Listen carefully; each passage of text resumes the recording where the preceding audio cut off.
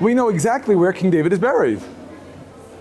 We read in the first book of Kings, chapter 2, verse 10, and David lay with his fathers and was buried in the city of David. Of course, where? Where is the city of David? The answer to that question almost unequivocally is not here. The city of David, it is almost universally accepted, was built on the southern slopes of the Temple Mount. That is, to get a sense of the geography, this is Mount Moriah, the Temple Mount. The city of David is over here. This is where King David was buried. Unfortunately, the area in which the probable location of the tomb was very greatly disturbed, and we don't know exactly where the tomb was, but those were the tombs not only of King David, but of the entire house of David. The whole dynasty was buried in the city of David. An extraordinary act, considering that due to the unique level of holiness of Jerusalem, the dead were not left inside the city. The dead were not left inside the city with the sole exception of the kings of the house of David.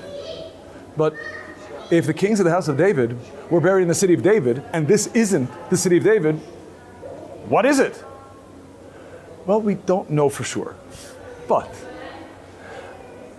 it's hard to simply write this place off as historically unimportant, since archaeologists have found here the remains of what seems to have been a synagogue of 2,000 years ago, before the second destruction and exile. Now, 2,000 years ago, people knew what was going on in this location. After all, remember, the third chapter of Ezra, there were still old people who remembered the first temple when it was standing, when the second temple was dedicated. So there was a historical continuity between the time of David, between the kings of Judah and Jerusalem of 2,000 years ago. If this was a place in which a synagogue was built, it stands to reason that it was a place of veneration.